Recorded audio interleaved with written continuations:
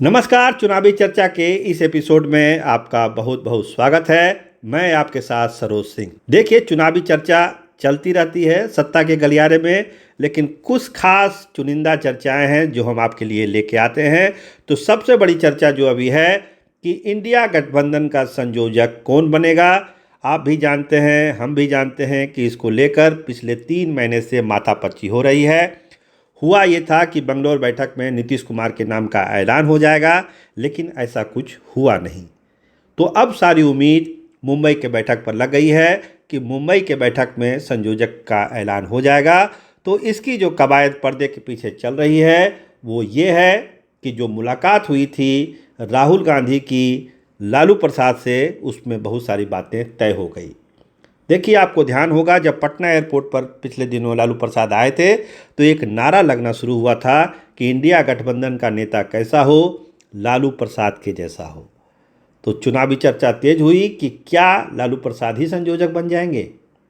लेकिन हमारे सोर्स बताते हैं कि हेल्थ ग्राउंड पर लालू यादव खुद इस जिम्मेदारी से दूर रहना चाहते हैं। वो चाहते हैं कि नीतीश कुमार ही संयोजक बने और बिहार की सत्ता तेजस्वी यादव के हाथों में आए और राजद के नेतृत्व में बिहार में एक बार फिर सरकार बने। तो नीतीश कुमार को लेकर बैटिंग लालू प्रसाद लगातार कर रहे हैं और राहुल गांधी के साथ जो मीटिंग हुई उस पर भी इस पर बहुत गंभीर चर्चा हुई। लेकिन एक पेज जो फंसने जा रहा है वो डिस्कशन हम आपसे करने जा रहे हैं। संयोजक नीतीश कुमार बने, इसमें ना राहुल गांधी को आपत्ति है ना लालू प्रसाद को आपत्ति है, लेकिन एक कड़ी उसमें ये जोड़ी जा रही है कि इंडिया गठबंधन का चेयरपर्सन सोनिया गांधी को बनाया जाए और संयोजक बनाया जाए नीतीश कुमार को।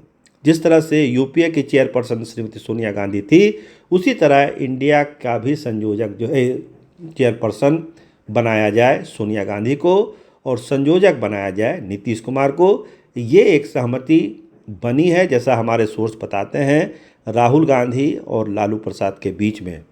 अगर अन्य घटक दल के अन्य नेता और सभी लोग तैयार होंगे तो मुंबई बैठक में इसका जो है औपचारिक ऐलान कर दिया जाएगा, ये दोनों पदों का, कि चेयरपर्सन सोनिया गांधी होंगी और संयोजक नीतीश कुमार होंगे। ये मुंबई बैठक पर तय होगा। तो सबकी नज़रें लग गई है मुंबई के बैठक पर कि क्या उस दिन फैसला होता है।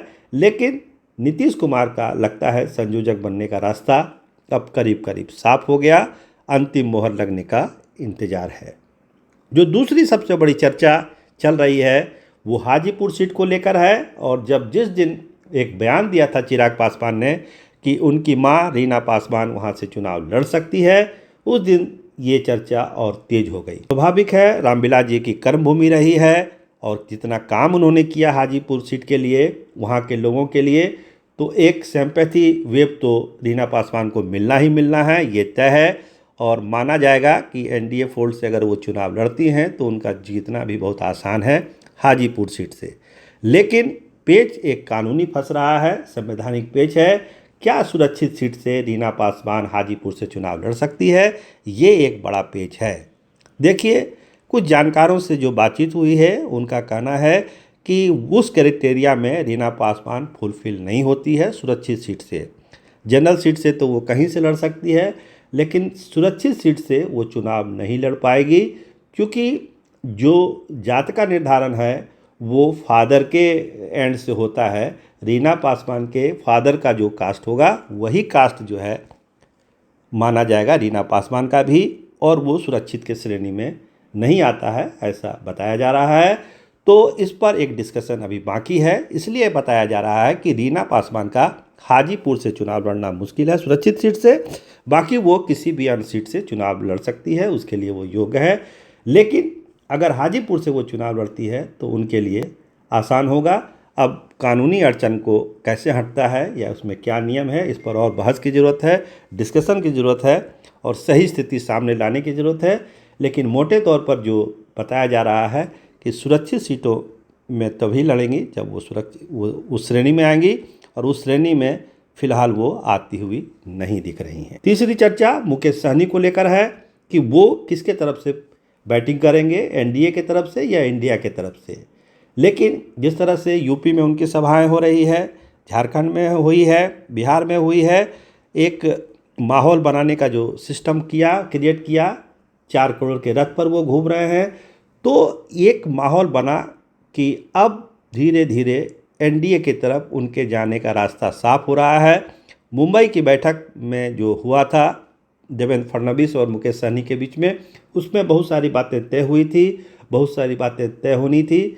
अब लगता है कि वो समय आ गया है कि एक अंतिम मुहर मुकेश सहनी के एनडीए में एंट्री पर लगाई जाएगी और जल्द ही कोई बैठक मुंबई में होने वाली है, जिस पर यह तय हो जाएगा कि मुकेश सहनी को किन शर्तों पर एनडीए में आना है। देखिए, निषाद आरक्षण को लेकर खुलेआम कह रहे हैं मुकेश सहनी, निषाद आरक्षण दो, समर्थन लो। उनके बड़े नेता देवज्योति जी भी यही कह रहे हैं कि आरक्षण दो, समर्थन लो। तो एक बीच का रास्ता भाजपा निकालने की कोशिश कर रही है और मुंबई बैठक पर इसी में डिटेल बातचीत होगी और बताया जा रहा है कि बात बन जाने की बात है। देखिए क्या होता है, लेकिन नज़र मुंबई की बैठक पर लगी हुई है जिसमें मुकेश सहनी शामिल होंगे और भाजपा की तरफ से जो बातचीत करते हैं देवेंद्र फडणवीस, वो सामने होंगे।